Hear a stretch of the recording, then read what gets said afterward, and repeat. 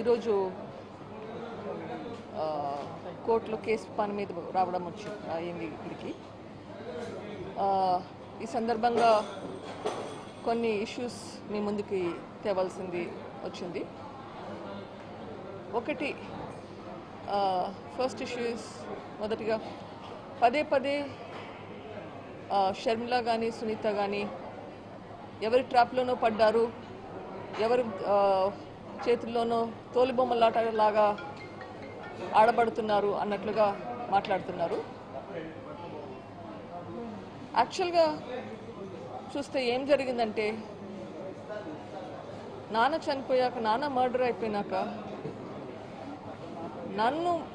నాతో మీరు ఆడుకున్నారు ఒక తోలుబొమ్మలాటలాగా. అప్పట్లో నేను స్టేట్ ఎలక్షన్ కమిషన్కి వెళ్ళినప్పుడు వెసులుబాటు చేయడంలో మీరు చేసింది కానీ, లేక అప్పట్లో హైదరాబాద్లో ప్రెస్ మీట్ పెట్టించింది కానీ, ఆ ప్రెస్ మీట్లో అవినాష్ గురించి మాట్లాడాల్సింది కానీ అన్నీ మీరు చెప్పినట్లు చేయాల్సింది వచ్చింది కదా. అప్పట్లో మిమ్మల్ని అంత గుడ్డిగా నమ్మినాను.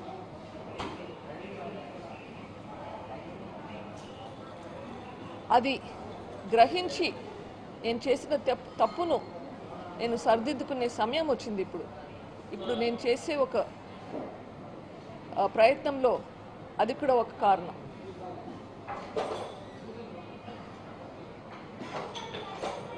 ఇప్పుడు మొన్న రవిమామ ఎమ్మెల్యే గారు, కమలాపురం ఎమ్మెల్యే గారు కూడా ఇదే మాట అంటున్నారు. నేను వాళ్ళ ట్రాప్లో పడ్డానంట. ట్రాప్లో పడింది ఎవరు? నేను పడ్డాను, ప్రజలు కూడా పడ్డారు ట్రాప్లో. ఎవరినైనా ఒక్కసారి మోసం చేయొచ్చు, పదే పదే మోసం చేయలేరు. ప్రజలను కూడా పదే పదే మోసం చేయలేరు. ఒకసారి మోసం చేశారు. ప్రజలకు కూడా తెలివైన వాళ్ళకు కూడా నిజమేంటి అనేది తెలుస్తుంది, గ్రహిస్తారు. వాళ్ళ మంచి కోసం, వాళ్ళ శ్రేయస్సు కోసం, వాళ్ళ పిల్లల శ్రేయస్సు కోసం ప్రజలు కళ్ళు తెరుచుకొని చూస్తారు అని నాకు నమ్మకం ఉంది. ఎందుకంటే ఇది వాళ్ళ ఫ్యూచర్కి సంబంధించింది. ప్రతిసారి మోసపోలేరు ప్రజలు. మీ ఇమోషనల్గా మాట్లాడే మాటలతోటి ప్రతిసారి అందరినీ మోసం చేయలేరు. జాగ్రత్తగా ఉండండి.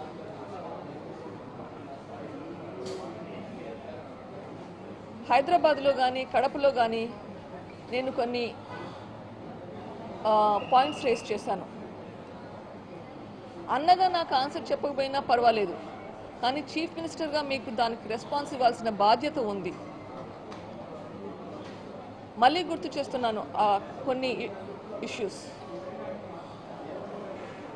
దేవుడికి తెలుసు, కడపలో ప్రజలందరికీ తెలుసు ఎవరు చంపారు అని చెప్పారు. ఇప్పుడు కడపలో ప్రజలంటే మీరు కూడా ఒకరు కదా, పోనీ మీరు కడపకు సంబంధించింది కాదనుకున్నారా? సో కడపలో ప్రజలకు తెలిసిందంటే కన్నా మీకు కూడా తెలిసినట్లే కదా ఎవరు చంపారు అని. అట్లా ఎవరు చంపించారు అని కూడా తెలిసిండాలి కదా. మరి అది ఎందుకు బయట పెట్టడం లేదు? ఇది చెప్పాల్సిన బాధ్యత మీకుంది చీఫ్ మినిస్టర్గా. అవినాష్ని కాపాడుతున్నాడు అని చెప్తున్నాను. ఎందుకు కాపాడుతున్నారు ఇది చెప్పాలి.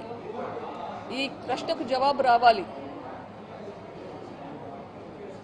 అవినాష్ గురించి ఇన్ఫర్మేషన్ బయటకు వస్తే ఇంకా వేరే ఏమేమి వస్తాయని భయపడుతున్నారా? అంత భయం ఎందుకు మీకు? ప్రజలు అర్థం చేసుకోవాలి ఎందుకు భయపడుతున్నాడు.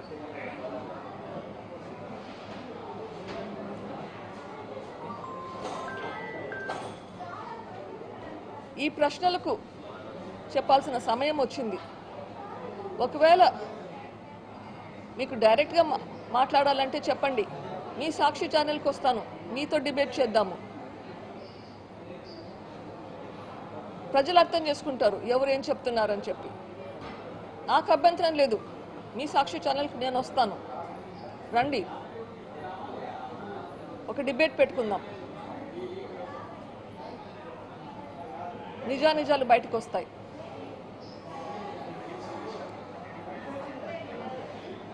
ఇంకొకటి ముఖ్యంగా ఈరోజు ఇడుపులపాయలో షర్మిల గారు పోటీ చేయబోతున్నారని అనౌన్స్ చేయడానికి ప్లాన్ చేస్తున్నారు. I congratulate her. మా నాన్నగారు తను ఎంపీ పోటీ చేయడానికి అని చెప్పి శ్రాయశక్తులా ప్రయత్నించారు. ఆ ప్రయత్నంలోనే హత్య చేయబడ్డాడు.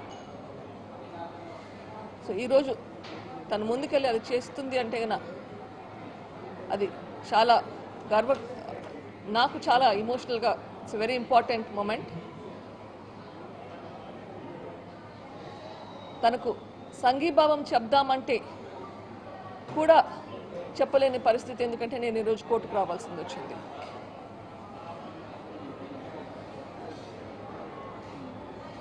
పెద్దన్న వైఎస్ రాజశేఖర రెడ్డి గారు చనిపోయినాక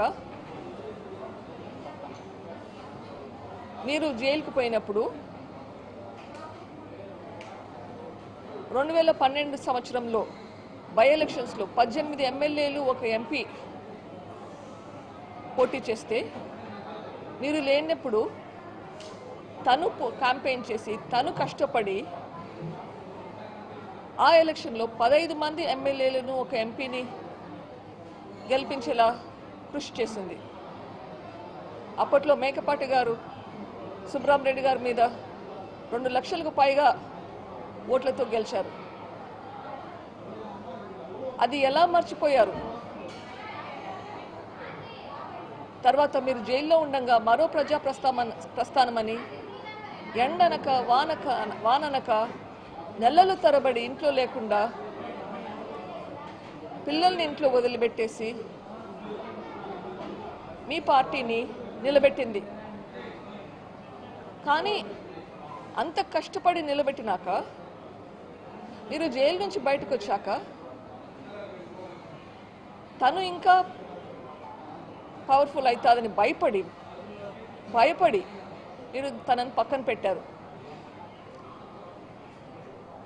అన్న కోరిక మీదుగా తను గమ్మునుండిపోయింది. ఎప్పుడైనా కానీ మళ్ళీ మీరు పిలిచినప్పుడు వస్తుంది, మీకు హెల్ప్ చేస్తుంది. మళ్ళీ 2014 ఎలక్షన్లలో క్యాంపెయిన్ చేసింది మీకోసం. 2019 ఎలక్షన్లలో బాయ్ బాయ్ బాబు క్యాంపెయిన్ అందరికీ గుర్తుంటుంది. ప్రజల గుండెల్లో బాగా నిలిచిపోయింది. అట్లా క్యాంపెయిన్ చేసి మీ పార్టీని గెలిపిస్తే మళ్ళీ పక్కన పెడతారు. అది మీరు తనకిచ్చింది. ఇవన్నీ గ్రహించి నాన్న తనకి న్యాయం చేయాలని చెప్పి తనని ఎంపీ క్యాండిడేట్గా పెట్టాలని ప్రయత్నించినప్పుడు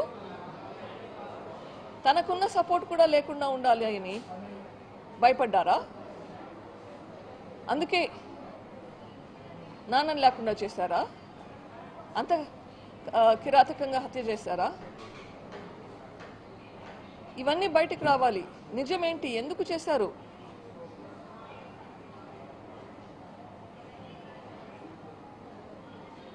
అగైన్ ఈరోజు షర్మిల గారికి నా సంఘీభావం చెప్తూ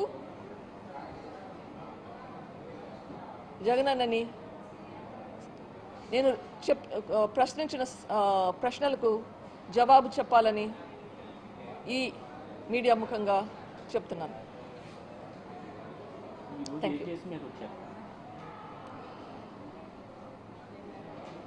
పులివెందుల్లో ఒక కేసు పెట్టారండి. 2 సంవత్సరాల క్రితం ఒక ప్రైవేట్ కంప్లైంట్ పెట్టారు. సిబిఐ ఆఫీసర్ రామ్ సింగ్, నేను, మై హస్బెండ్ రాజశేఖర్ గారు కలిసి విట్నెసెస్ని ఇన్ఫ్లుయెన్స్ చేస్తూ వాళ్ళకి తప్పుడు సాక్ష్యం ఇవ్వమని చెప్తున్నామంట.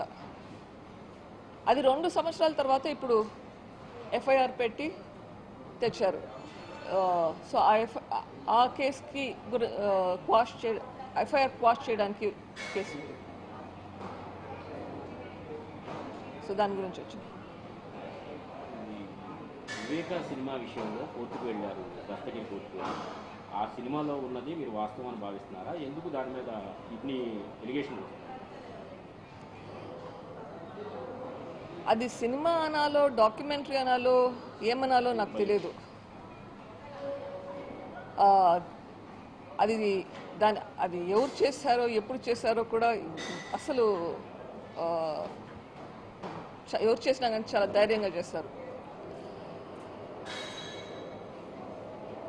దాంట్లో పర్సనల్ ఇష్యూస్ కొంచెం స్లైట్ డిఫరెన్సెస్ ఉండొచ్చు రియాలిటీకి. కానీ ఆ సినిమా చూస్తే last last half an hour చూస్తే చూడడానికి నాకే భయం వేసింది. భయపడ్డా, కళ్ళు మూసుకున్నాను, చూడలేకపోయాను. కానీ యాక్చువల్గా అయితే గన రియాలిటీని తలుచుకుంటే ఆ సినిమా చాలా లైట్గా తీశారు. రియాలిటీ ఇంకా చాలా ఘోరంగా ఉంది.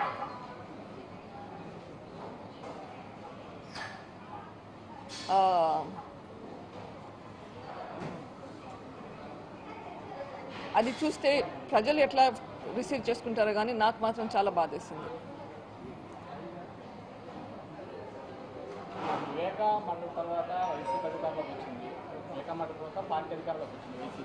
అప్పటి నుంచి ఏం మాట్లాడలేదు. ఇప్పుడు ఎలక్షన్ వస్తున్నప్పుడు తిరిగి సీఎం మీ అన్నగారు ఈ సభలో కూడా వివేక మండలి గురించి ప్రస్తావిస్తున్నారు. నేను అదే అడుగుతున్నాను, ఎందుకు 5 సంవత్సరాలు మర్చిపోయి ఇప్పుడు మళ్ళీ మాట్లాడుతున్నారు? మా అన్నగారు దీని గురించి అసలు మాట్లాడలేదు. ఒక అసెంబ్లీలో ఒకసారి అవినాష్ను ప్రొటెక్ట్ చేసేదానికి తప్పనిచ్చి మాట్లాడలేదు. ఆయనను ప్రొటెక్ట్ చేయడానికి మళ్ళీ కర్నూలులో ఎట్లా పోలీస్ మెషినరీని వాడుకున్నాడో తెలుసు. ఇప్పుడు మళ్ళీ మాట్లాడుతున్నాడంటే అప్పుడు హత్య చేశాక రాజకీయాలకు వాడుకున్నాడు. ఇప్పుడు మళ్ళీ ఎలక్షన్లు వచ్చాయి, మళ్ళీ రాజకీయాలకు వాడుకుంటున్నాడు. అందుకే చెప్తున్నాను, ఈ హత్య రాజకీయాలు ఉండకూడదు. హత్య రాజకీయాలకు మనం చాలా దూరంగా ఉండాలి. మన రాష్ట్రం బాగుపడాలి. మన రాష్ట్రంలో ఇండస్ట్రీస్ డెవలప్మెంట్ అనేది జరగాలి. అది జరగాలి అంటే మనము క్లీన్ హార్ట్తో రావాలి. మన హృదయం మనం శుద్ధి చేసుకొని రావాలి. ఇక్కడ మన గవర్నమెంట్ ఈరోజు ఏపీ గవర్నమెంట్ రక్తంలో మునిగి ఉంది. దీని నుంచి బయటికి వస్తే కానీ మనకు ప్రోగ్రెస్ అనేది ఉండదు. షర్మిల గారికి మీరు మద్దతుగా ఏమన్నా ప్రచారం చేస్తారా? మీరేమైనా రాజకీయమైన ఉద్దేశాలు పోటీ చేసి? నేను ఎప్పుడు పాలిటీషియన్ కాదండి. ఇప్పుడు ఎందుకు బయటకు వచ్చాను? ఇప్పుడు జరుగుతుండేది తప్పు కాబట్టి బయటకు వచ్చాను. ఇన్ని రోజులు కూడా 5 సంవత్సరాలు కూడా పోరాడుతున్నాను. కానీ ఈరోజు బయటికి రాకుంటే మళ్ళీ ఈ గవర్నమెంట్ వస్తే ఇదే విధంగా ఇంకో 5 సంవత్సరాలు వస్తే పర్సనల్గా నాకు మంచిది కాదు, మన రాష్ట్రానికి కూడా మంచిది కాదు. So that is my goal. Yes, నాన్నగారికి ఆశ ఉండేది షర్మిలాని ఎంపీ చేయాలని చెప్పి. That is a fact. Thank you. Government వచ్చిన తర్వాత కోర్టులో కేసు వేశారు, ఒక 4-5 ఏళ్ళు మీరు కూడా ఫైట్ చేశారు. ఈ సమయంలో దీని గురించి మీరు ఎప్పుడైనా ఆయన్ని కలవటానికి ప్రయత్నించారా? అసలు కేసు ఏం జరుగుతుంది ఇట్లాంటివి అడగటానికి ప్రయత్నించారా? ఆయన మీతో మాట్లాడారా ఇటీవల కానీ గతంలో? సిబిఐ కి పిటిషన్ వేయకముందు చాలా ప్రయత్నించారు, చాలాసార్లు ప్రయత్నించారు. 1-2 సార్లు మాట్లాడడం కూడా జరిగింది. అప్పుడు కూడా నాకు హెల్ప్ చేయలేదు. ఆ తర్వాత కూడా మళ్ళీ ప్రయత్నించాను మాట్లాడడానికి, కానీ అపాయింట్మెంట్ ఇవ్వలేదు. తర్వాత దీని గురించి కాకుండా ఇన్ఫ్యాక్ట్ నాన్న మొదటి వర్ధంతప్పుడు కూడా రమ్మని చెప్పడానికి వచ్చి కలుస్తానంటే అవసరం లేదు అని చెప్పారు. సో ఆ తర్వాత మళ్ళీ ఆ సందర్భం రాలేదు, మాట్లాడలేదు. నా ఉద్యమం నాదైపోయింది. మేడం, వివేకం సినిమా బయోపిక్ అని వాళ్ళు పేరు పెట్టారు. బయోపిక్ అంటే యాజ్ ఇట్ ఈస్గా తీసేది. అందులో ఉన్నవన్నీ వాస్తవాలని మీరు నమ్ముతున్నారని? ఇది సిబిఐ ఛార్జ్ షీట్ ఆధారంగా చేసినారు అంటున్నారు. ఆబ్వియస్లీ వాళ్ళకి ఏం అర్థమైందో దాని ప్రకారం చేసి ఉంటారు. అగైన్ దాంట్లో ఫైనల్గా ఏం చేశారో చూస్తే, ఎట్లా హత్య చేశారో చూస్తే, రియాలిటీతో కంపేర్ చేస్తే నాకు అర్థమైనంత వరకు ఇంకా ఎక్కువ క్రూరంగా నాన్నగారిని హింసించారు అని నాకు అనిపిస్తుంది. ఇంకొకటి, ఆ సినిమాలో పులివెందుల్లో కానీ కడపలో కానీ వివేకం గారి మద్దతు లేకుండా గెలవడం అసాధ్యమని చూపించారు. ఇప్పుడు మరి షర్మిల గారు పోటీ చేస్తారు. తండ్రి గారి బాధ్యత మీరు ఏమైనా తీసుకుంటారు ఆమె తరఫున? బాధ్యత అన్నది పెద్ద పేరండి. నాకు అంత కేపబిలిటీ లేదనుకుంటాను. నేను చేయగలిగితే చేస్తూనే ఉన్నాను. కానీ అంతంత పెద్ద రెస్పాన్సిబిలిటీస్ చేయగలిగే శక్తి నాకు లేదు. ఓటర్లు ఏమన్నా కోరుతారు? షర్మిల గారు పోటీ చేస్తున్నారు కదా. షర్మిల నా చెల్లెలు. షర్మిల గోల్, నా గోల్ చూస్తే both are goals are the same. మా పోరాటం రిజల్ట్ ఇప్పటికైతే సేమ్ ఉంది. దీనికంటే నా పోరాటం ఇంకా ఎక్కువ ఉంది. ఇప్పట్లో ఒక స్టెప్ మాత్రమే ఈ గవర్నమెంట్ పోవాలని చెప్పి నా పోరాటం ఇంకా పైన ఉంటుంది. తన పోరాటం ఆ తర్వాత తనకు వేరే పోరాటం ఉంటుంది. బట్ ఈరోజు మా ఇద్దరికి ఒకే గోల్ అయితే ఉంది. ఓకే, ఆ గోల్ రీచ్ అవ్వడానికి ఏం చేయాలో అది చేయాల్సింది. గోల్ అంటే మేడం అన్న ప్రభుత్వం ఇప్పటికీ గోల్ ఫస్ట్గా అవినాష్ రెడ్డిని ఓడించాలి, వీలైతే జగన్ అన్నని ఓడించాలి, వైఎస్ఆర్సీపీ రాకూడదు. అవినాష్ రెడ్డి ఓడిపోవాలి, అది ఖచ్చితంగా జరగాలి.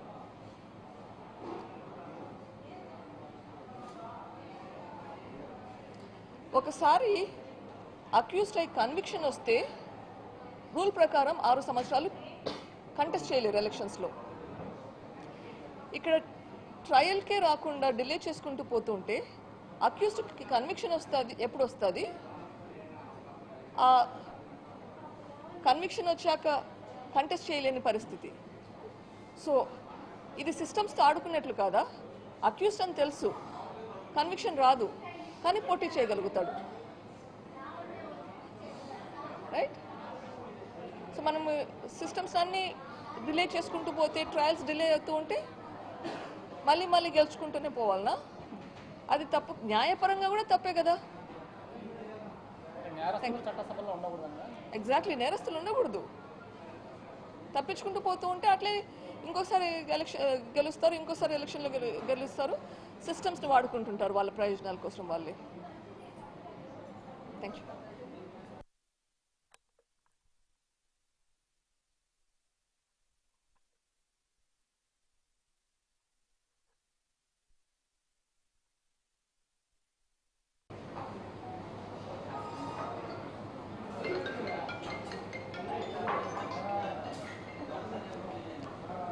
అందరికీ నమస్కారం. ఈరోజు కోర్టులో కేసు పని మీద రావడం అయింది ఇక్కడికి. ఈ సందర్భంగా కొన్ని ఇష్యూస్ మీ ముందుకి తేవాల్సింది వచ్చింది. ఒకటి, ఫస్ట్ ఇష్యూస్ మొదటిగా పదే షర్మిల కానీ సునీత కానీ ఎవరి ట్రాప్లోనో పడ్డారు, ఎవరి చేతుల్లోనో తోలుబొమ్మలాటలాగా ఆడబడుతున్నారు అన్నట్లుగా మాట్లాడుతున్నారు. యాక్చువల్గా చూస్తే ఏం జరిగిందంటే, నాన్న చనిపోయాక, నాన్న మర్డర్ అయిపోయినాక నాతో మీరు ఆడుకున్నారు ఒక తోలుబొమ్మలాటలాగా. అప్పట్లో నేను స్టేట్ ఎలక్షన్ కమిషన్కి వెళ్ళినప్పుడు వెసులుబాటు చేయడంలో మీరు చేసింది కానీ, లేక అప్పట్లో హైదరాబాద్లో ప్రెస్ మీట్ పెట్టించింది కానీ, ఆ ప్రెస్ మీట్లో అవినాష్ గురించి మాట్లాడాల్సింది కానీ, అన్నీ మీరు చెప్పినట్లు చేయాల్సింది వచ్చింది కదా. అప్పట్లో మిమ్మల్ని అంత గుడ్డిగా నమ్మినాను.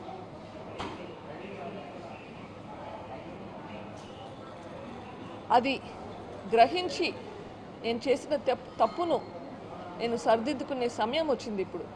ఇప్పుడు నేను చేసే ఒక ప్రయత్నంలో అది కూడా ఒక కారణం.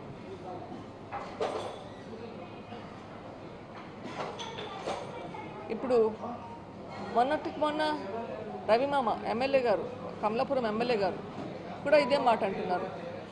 నేను వాళ్ళ ట్రాప్లో పడ్డానంట. ట్రాప్లో పడింది ఎవరు? నేను పడ్డాను, ప్రజలు కూడా పడ్డారు ట్రాప్లో. ఎవరినైనా ఒక్కసారి మోసం చేయొచ్చు, పదే పదే మోసం చేయలేరు. ప్రజలను కూడా పదే పదే మోసం చేయలేరు. ఒకసారి మోసం చేశారు. ప్రజలకు కూడా తెలివైన వాళ్ళు, వాళ్ళకు కూడా నిజమేంటి అనేది తెలుస్తుంది, గ్రహిస్తారు. వాళ్ళ మంచి కోసం, వాళ్ళ శ్రేయస్సు కోసం, వాళ్ళ పిల్లల శ్రేయస్సు కోసం ప్రజలు కళ్ళు తెరుచుకొని చూస్తారు అని నాకు నమ్మకం ఉంది. ఎందుకంటే ఇది వాళ్ళ ఫ్యూచర్కి సంబంధించింది. ప్రతిసారి మోసపోలేరు ప్రజలు. మీ ఇమోషనల్గా మాట్లాడే మాటలతోటి ప్రతిసారి అందరినీ మోసం చేయలేరు. జాగ్రత్తగా ఉండండి.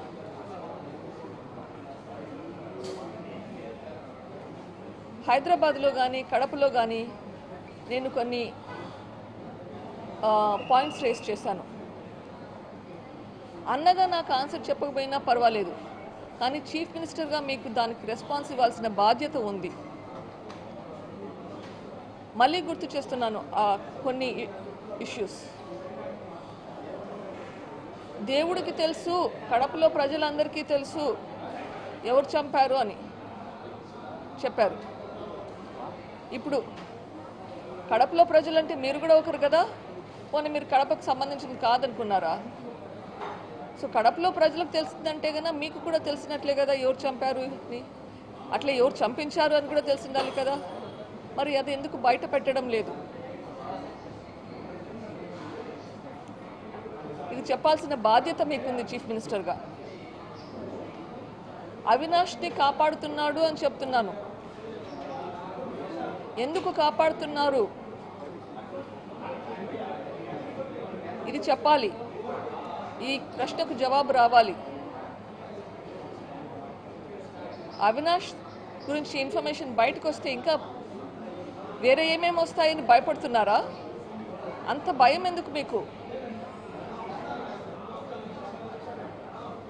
ప్రజలు అర్థం చేసుకోవాలి ఎందుకు భయపడుతున్నాడు.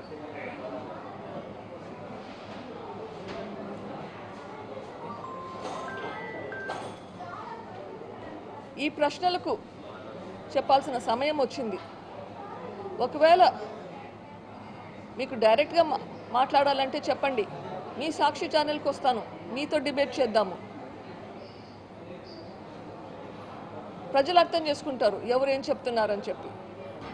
నాకు అభ్యంతరం లేదు, మీ సాక్షి ఛానల్కి నేను వస్తాను, రండి, ఒక డిబేట్ పెట్టుకుందాం. నిజానిజాలు బయటకు వస్తాయి.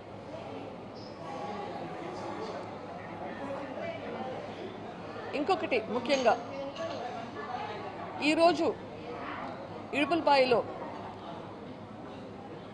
షర్మిల గారు పోటీ చేయబోతున్నారని అనౌన్స్ చేయడానికి ప్లాన్ చేస్తున్నారు. I congratulate her. మా నాన్నగారు తను ఎంపీ పోటీ చేయడానికి అని చెప్పి శ్రాయశక్తులా ప్రయత్నించారు. ఆ ప్రయత్నంలోనే హత్య చేయబడ్డాడు. సో ఈరోజు తను ముందుకెళ్ళి అది చేస్తుంది అంటే కన్నా అది చాలా నాకు చాలా ఇమోషనల్గా ఇట్స్ వెరీ ఇంపార్టెంట్ మూమెంట్. తనకు సంఘీభావం చెప్దామంటే కూడా చెప్పలేని పరిస్థితి, ఎందుకంటే నేను ఈరోజు కోర్టుకు రావాల్సింది వచ్చింది.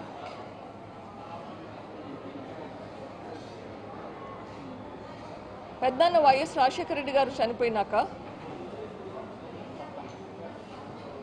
మీరు జైలుకు పోయినప్పుడు 2012 సంవత్సరంలో బై ఎలక్షన్స్లో 18 ఎమ్మెల్యేలు ఒక ఎంపీ పోటీ చేస్తే మీరు లేనప్పుడు తను క్యాంపెయిన్ చేసి తను కష్టపడి ఆ ఎలక్షన్లో 15 మంది ఎమ్మెల్యేలను ఒక ఎంపీని గెలిపించేలా కృషి చేసింది. అప్పట్లో మేకపాటి గారు సుబ్రహ్మరెడ్డి గారి మీద 2 లక్షలకు పైగా ఓట్లతో గెలిచారు. అది ఎలా మర్చిపోయారు?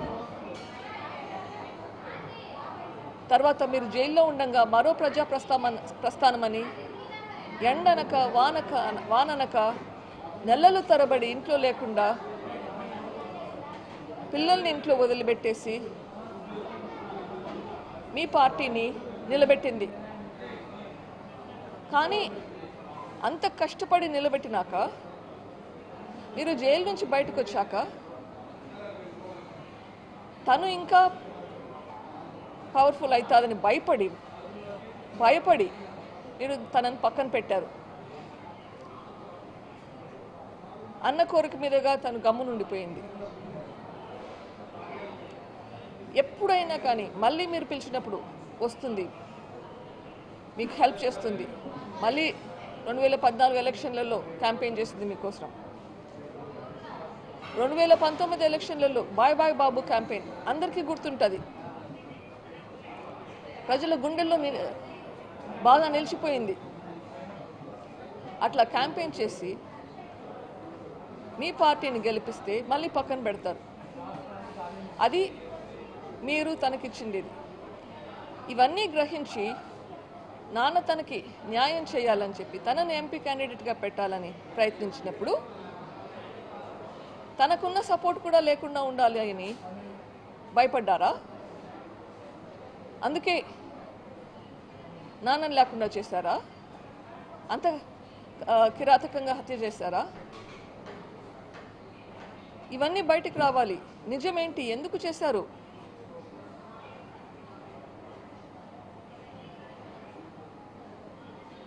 అగైన్ ఈరోజు షర్మిల గారికి నా సంఘీభావం చెప్తూ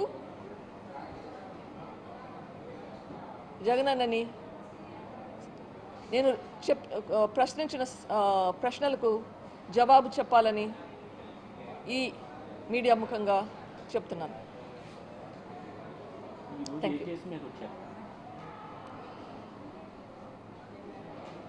పులివెందుల్లో ఒక కేసు పెట్టారండి. 2 సంవత్సరాల క్రితం ఒక ప్రైవేట్ కంప్లైంట్ పెట్టారు. సిబిఐ ఆఫీసర్ రామ్ సింగ్, నేను, మై హస్బెండ్ రాజశేఖర్ గారు కలిసి విట్నెసెస్ని ఇన్ఫ్లుయెన్స్ చేస్తూ వాళ్ళకి తప్పుడు సాక్ష్యం ఇవ్వమని చెప్తున్నామంట. అది 2 సంవత్సరాల తర్వాత ఇప్పుడు ఎఫ్ఐఆర్ పెట్టి తెచ్చారు. సో ఆ కేసుకి ఎఫ్ఐఆర్ క్వాష్ చేయడానికి కేసు. సో దాని గురించి వచ్చింది. వివేక సినిమా విషయంలో కోర్టుకు వెళ్ళారు, దస్తగిరి కోర్టుకు వెళ్ళారు. ఆ సినిమాలో ఉన్నది మీరు వాస్తవాన్ని భావిస్తున్నారా? ఎందుకు దాని మీద ఇన్ని ఎలిగేషన్? అది సినిమా అనాలో డాక్యుమెంటరీ అనాలో ఏమనాలో నాకు తెలియదు. అది ఎవరు చేశారో ఎప్పుడు చేశారో కూడా అసలు ఎవరు చేసినా కానీ చాలా ధైర్యంగా చేస్తారు. దాంట్లో పర్సనల్ ఇష్యూస్ కొంచెం స్లైట్ డిఫరెన్సెస్ ఉండొచ్చు రియాలిటీకి. కానీ ఆ సినిమా చూస్తే last last half an hour చూస్తే చూడ్డానికి నాకే భయం వేసింది. భయపడ్డా. కళ్ళు మూసుకున్నాను, చూడలేకపోయాను. కానీ యాక్చువల్గా అయితే గన రియాలిటీని తలుచుకుంటే ఆ సినిమా చాలా లైట్గా తీశారు. రియాలిటీ ఇంకా చాలా ఘోరంగా ఉంది.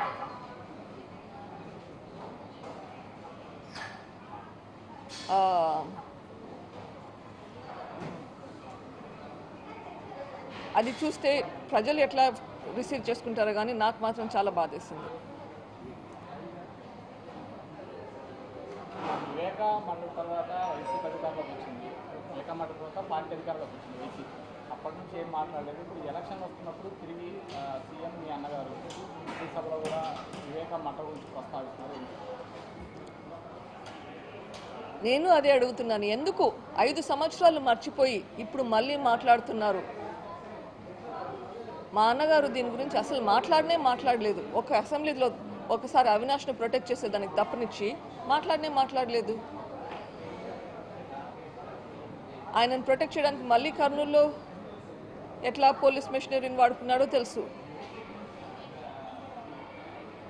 ఇప్పుడు మళ్ళీ మాట్లాడుతున్నాడంటే అప్పుడు హత్య చేశాక రాజకీయాలకు వాడుకున్నాడు. ఇప్పుడు మళ్ళీ ఎలక్షన్లు వచ్చాయి, మళ్ళీ రాజకీయాలకు వాడుకుంటున్నాడు. అందుకే చెప్తున్నాను, ఈ హత్య రాజకీయాలు ఉండకూడదు. హత్య రాజకీయాలకు మనం చాలా దూరంగా ఉండాలి. మన రాష్ట్రం బాగుపడాలి. మన రాష్ట్రంలో ఇండస్ట్రీస్ డెవలప్మెంట్ అనేది జరగాలి. అది జరగాలి అంటే మనము క్లీన్ హార్ట్తో రావాలి. మన హృదయం మనం శుద్ధి చేసుకొని రావాలి. ఇక్కడ మన గవర్నమెంట్ ఈరోజు ఏపీ గవర్నమెంట్ రక్తంలో మునిగి ఉంది. దీని నుంచి బయటికి వస్తే కానీ మనకు ప్రోగ్రెస్ అనేది ఉండదు. షర్మిల గారికి మీకు మద్దతుగా ఏమన్నా ప్రచారం చేస్తారా? మీరేమైనా రాజకీయమైన ఉద్దేశాలు పోటీ చేసి? నేను ఎప్పుడు పాలిటీషియన్ కాదండి. ఇప్పుడు ఎందుకు బయటకు వచ్చాను? ఇప్పుడు జరుగుతుండేది తప్పు కాబట్టి బయటకు వచ్చాను. ఇన్ని రోజులు కూడా 5 సంవత్సరాలు కూడా పోరాడుతున్నాను. కానీ ఈరోజు బయటికి రాకుంటే మళ్ళీ ఈ గవర్నమెంట్ వస్తే ఇదే విధంగా ఇంకో 5 సంవత్సరాలు వస్తే పర్సనల్గా నాకు మంచిది కాదు, మన రాష్ట్రానికి కూడా మంచిది కాదు. So that is my goal.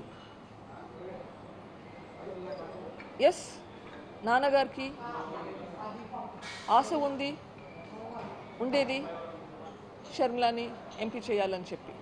That is a fact. Thank you.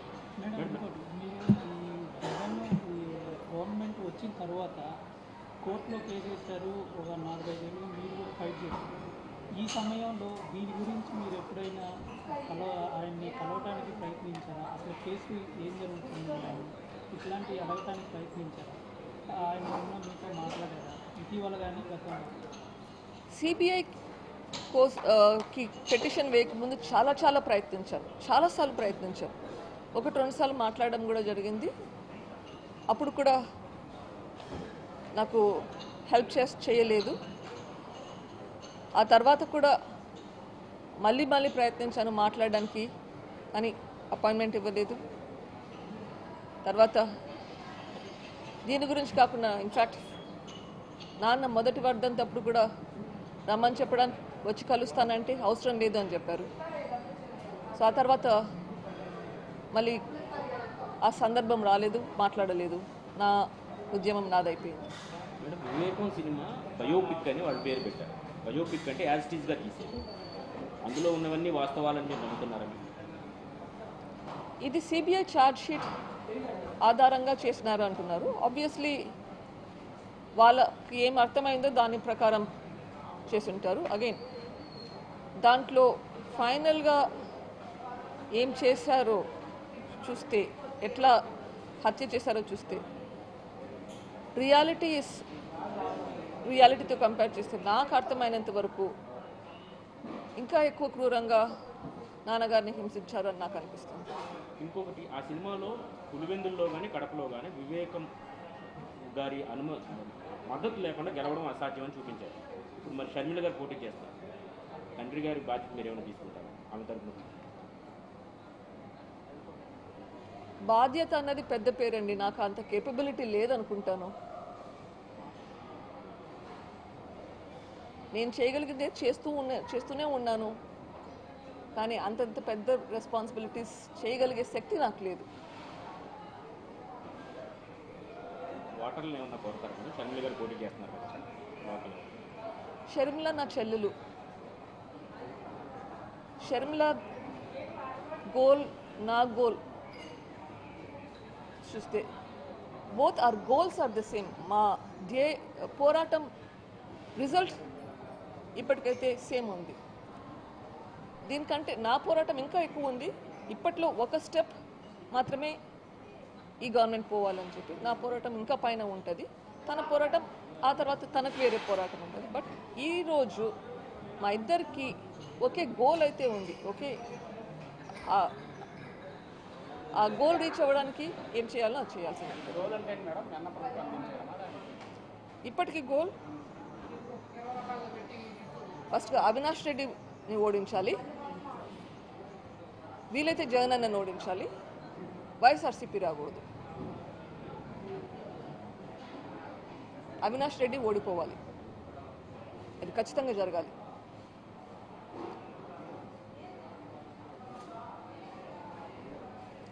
ఒకసారి అక్యూజ్డ్ అయి కన్విక్షన్ వస్తే రూల్ ప్రకారం 6 సంవత్సరాలు కంటెస్ట్ చేయలేరు ఎలక్షన్స్లో.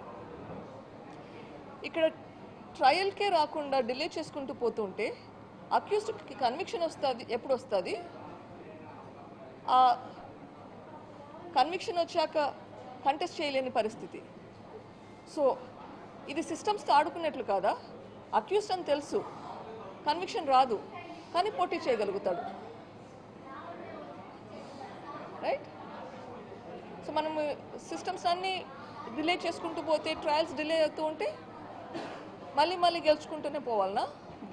అది తప్పు. న్యాయపరంగా కూడా తప్పే కదా. చట్టసభలో ఉండకూడదు. ఎగ్జాక్ట్లీ, నేరస్తులు ఉండకూడదు. తప్పించుకుంటూ పోతూ ఉంటే అట్లే ఇంకోసారి గెలుస్తారు, ఇంకోసారి ఎలక్షన్లో గెలుస్తారు. సిస్టమ్స్ని వాడుకుంటుంటారు వాళ్ళ ప్రయోజనాల కోసం వాళ్ళే.